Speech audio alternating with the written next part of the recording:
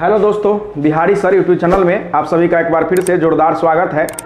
और आज हम लोग फर्स्ट वर्ल्ड वार प्रथम विश्व युद्ध के बारे में पढ़ेंगे, क्योंकि प्रथम विश्व युद्ध से जुड़ा हुआ आगे का हमारा आंदोलन है ना, जिससे बहुत सारे प्रश्न बनते हैं, जैसे कि खिलाफत आंदोलन है ना, उसके बाद होम रूल आंदोलन। ये सब का लिंक जो है कहीं ना कहीं प्रथम विश्व युद्ध से जुड़ा हुआ है, इसलिए और प्रथम विश्व युद्ध को भी जानना आपके लिए बहुत ज़रूरी है, इसलिए हम लोग प्रथम विश्व युद्ध की आज चर्चा करते हैं। ठीक है, तो प्रथम विश्व युद्ध यानी फर्स्ट वर्ल्ड वार। तो फर्स्ट वर्ल्ड वार का जो शुरुआत होता है 1914 में होता है। कब होता है? 1914 में शुरू होता है और 1918 तक चलता है। ठीक है, इस फर्स्ट वर्ल्ड वार के पीछे कई कारण हैं। जैसे कि आप लोग जानते हैं कि सबसे पहले जो पुनर्जागरण हुआ, वो पुनर्जागरण कहाँ हुआ? यूरोप में हुआ। और यूरोप में पुनर्जागरण होने के पीछे जब पुनर्जागरण हुआ तो वहाँ पे नए नए वैज्ञानिक आविष्कार हुए, और नए नए वैज्ञानिक जब आविष्कार हुए तो वहाँ पे मशीन युग का शुरुआत हुआ, है ना। यानी कि वहाँ पे नया नया मशीन बना, और मशीन जब बना तो आदमी के जगह पर मशीन काम करने लगा। और जहाँ मशीन दिन में आदमी जो है दिन में 2 सामान बन रहा था, वहाँ मशीन 200 सामान का उत्पादन करने लगा। अब मशीन जब ज़्यादा सामान का उत्पादन करेगा तो उसको उत्पादन करने के लिए कच्चे माल चाहिए, है ना। और जब ज़्यादा माल का उत्पादन होगा तो उस उत्पादित माल को बेचने के लिए बाजार चाहिए। ठीक है, और इन सब चीज़ों की अगर हमको कच्चा माल आसानी से प्राप्त करना है तो हम किससे प्राप्त करेंगे? तो जो हमारे अधिकार में रहेंगे वो हमको आसानी से कच्चा माल दे देंगे सस्ते दामों पर, और सामान हमको बेचना है तो उसके लिए बाजार चाहिए। तो वो बाजार कहाँ हमको आसानी से उपलब्ध होगा? जो हमारा क्षेत्र होगा, जिस पर मेरा अधिकार होगा, वो हमारे लिए आसानी से उपलब्ध होगा, उस पर मेरा एकाधिकार होगा, है ना। तो बाजार पर एकाधिकार करने के लिए उद्देश्य से जो यूरोपीय कंट्री थे, वो यूरोपीय कंट्री आपस में भिड़ गए। सारे के सारे कंट्री चाहते थे, जो भी औद्योगिक कंट्री थे, कि हमारे क्षेत्र का विस्तार हो, हमारे क्षेत्र का प्रसार हो। और इसी विस्तार और प्रसार के होड़ में जो है यह विश्व युद्ध का आगाज हुआ। एक कंट्री दूसरे कंट्री में द्वेष की भावना हो गई, एक देश दूसरे देश से द्वेष करने लगे, और इस द्वेष का परिणाम यह हुआ कि उन लोगों ने आपस में गुट का गठन किया। ठीक है, गुप्त संधियां की, जैसे आज आसियान है, ब्रिक्स है ना। इन सारे संधियों का गठन हो चुका है, सारे ग्रुप हैं। उसी तरह से उस समय भी गुट बना था, जिस गुट में एक गुट था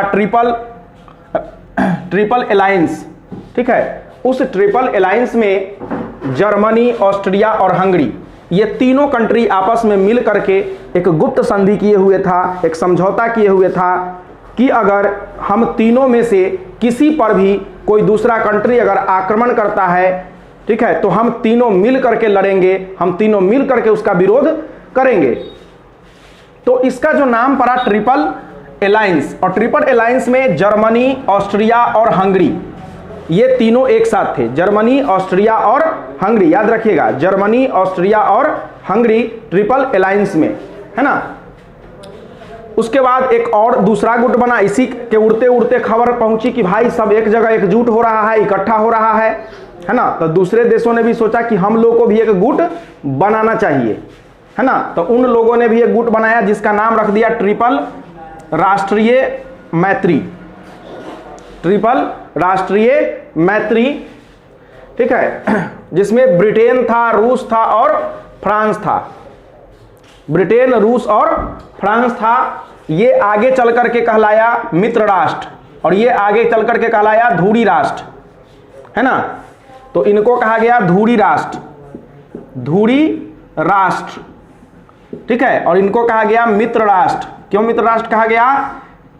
क्योंकि ये भारत भी इसमें शामिल था, तो हम ये भारत के तरफ से मित्र था, है ना। और धुरी राष्ट्र, धुरी का मतलब क्या? एक्सिस, यानी कि युद्ध की सारी जिम्मेवारियां जो थोपी गई कि तुम्हारे कारण ही युद्ध हुआ, वो जिम्मेवारी जिस देश पर थोपी गई वो कहलाया धुरी राष्ट्र कहलाया। ठीक है, अब ये जो गुट बन चुका है, इतना सारा लफड़ा हो चुका है, ठीक है। तो अब अगर क्या कहते हैं ना, जैसे कि आग में सब चीज है, आग सुनग रहा है, सिर्फ उसको धधकने की देर है, धनकने की देर है, तो धनकेगा कैसे? आग में क्या करते हैं, घी डाल देते हैं नहीं, और आग में जैसे ही घी डाल देते हैं तो फफक फफक करके जो है लड़ने लगता है, फक फक करके, है ना, और उसमें बहुत सारा धुआं के साथ साथ अग्नि प्रज्वलित हो जाती है। उसी तरह से प्रथम विश्व युद्ध में आग में घी डालने का जो काम किया वो कौन किया? उसी को कहते हैं तत्कालिक कारण। क्या कहते हैं? तत्कालिक कारण। वो काम कौन किया? तो ऑस्ट्रिया के राजकुमार थे आर्क ड्यूक फ्रांसिस फर्डिनेंड।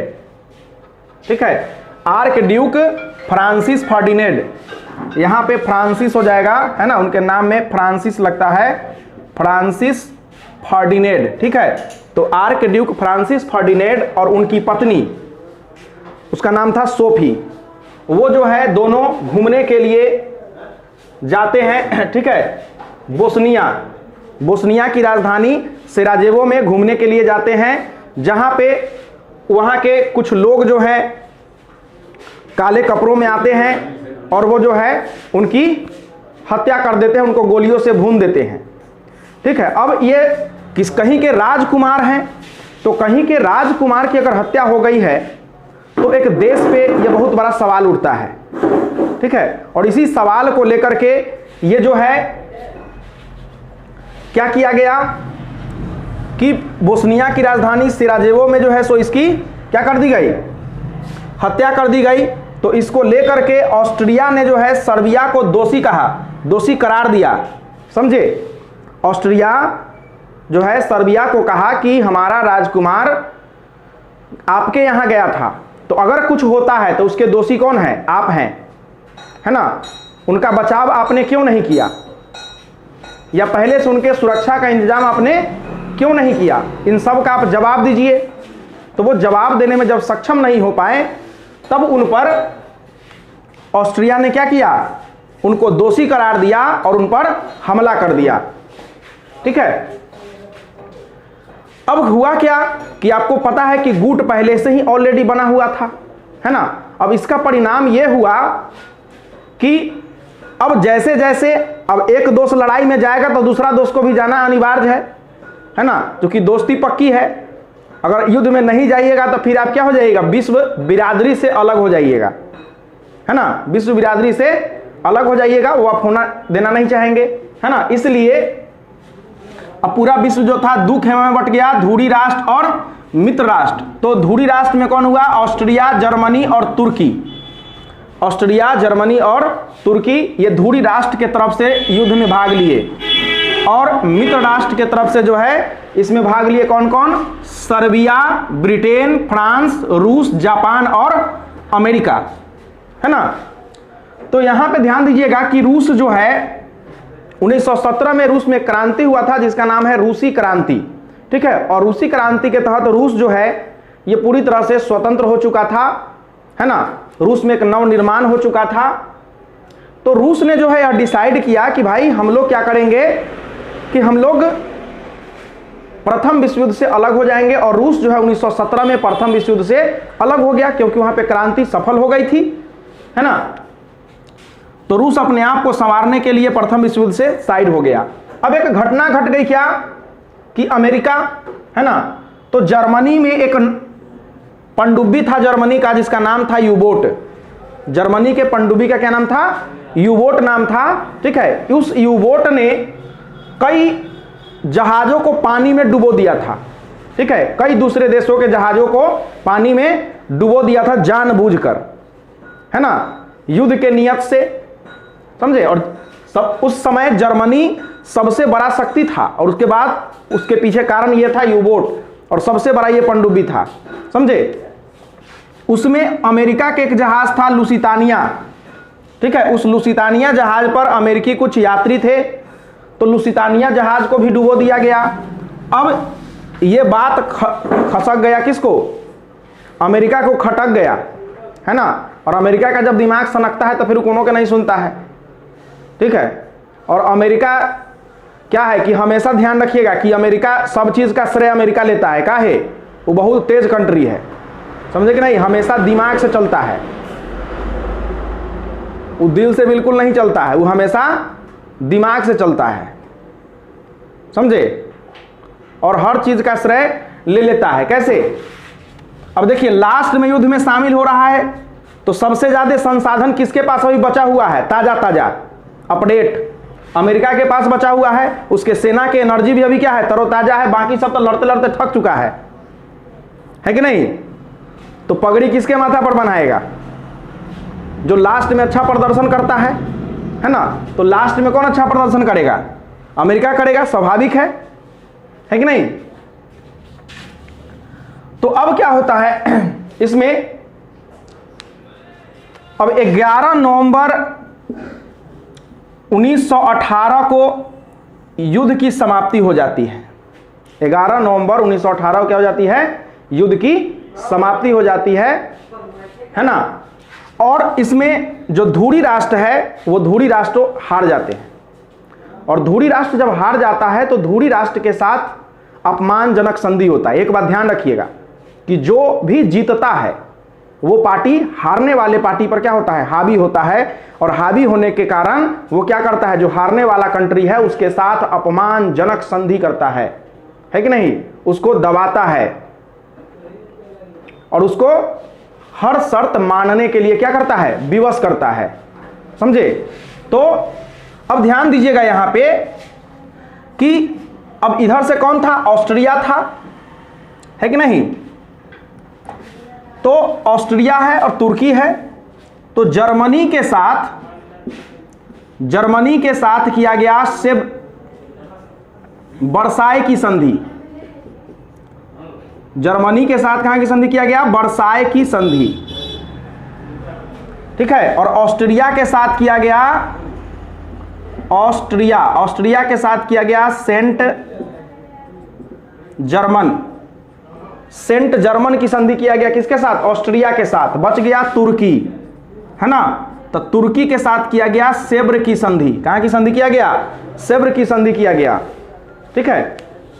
तो जर्मनी के साथ वर्साय की अपमानजनक संधि किया गया, ऑस्ट्रिया के साथ किया गया सेंट जर्मन की संधि और तुर्की के साथ किया गया सेब्र की संधि, ठीक है। इसको ध्यान रखिएगा। और कहा जाता है कि जो प्रथम विश्व युद्ध है ना, इस प्रथम विश्व युद्ध में ही द्वितीय विश्व युद्ध का बीजारोपण हो चुका था। समझे? यानी कि दूसरा विश्व युद्ध जो हुआ है उसका बीज कहां बोया गया था? प्रथम विश्व युद्ध में ही बोया गया था। समझे? और इस जो प्रथम विश्व युद्ध है इसका बहुत सारा प्रभाव हमारे भारतीय राष्ट्रीय आंदोलन पर भी पड़ा है ना? क्योंकि अंग्रेजों ने भारतीयों को बिना पूछे हुए युद्ध में धकेल दिया था, ठीक है। और इसका परिणाम यह हुआ कि जो मुस्लिम लोग थे, क्योंकि तुर्की क्या था? इधर ब्रिटेन के पक्ष में कौन? ब्रिटेन के हम उपनिवेश थे, भारत उपनिवेश था, इसलिए ब्रिटेन ने भारत को भी अपने तरफ से शामिल कर लिया था। और जीत किसकी हुई? मित्र राष्ट्र की, यानी हम लोग की जीत हुई। तो तुर्की के साथ युद्ध से पहले ही मुस्लिमों ने शर्त रखा था कि हम हारे या जीते, ठीक है। तुर्की के साथ अगर आप जीतते हैं तो तुर्की के साथ आप कोई भी अन्याय नहीं करेंगे। उसके पीछे वजह यह था कि मुस्लिम का जो धर्म गुरु होता है उसको खलीफा कहा जाता है, ठीक है। और खलीफा पूरे संसार के मुसलमान का धर्म गुरु माना जाता है। और उसको लेकर के वो लोग पूरी तरह से सीरियस थे। बोले कि खलीफा के साथ कोई भी अपमानजनक संधि नहीं होनी चाहिए, उनके पदों के साथ कोई खिलवाड़ नहीं होना चाहिए, तब हम लोग युद्ध में भाग लेंगे। तो उस समय वो तैयार था, लेकिन बाद में इससे वो लोग मुकर जाते हैं। तो आगे हम लोग देखेंगे कि इसका प्रभाव क्या पड़ता है खिलाफत आंदोलन पे, है ना। तो अगर आप लोगों को वीडियो पसंद आया हो तो लाइक, शेयर और सब्सक्राइब करें।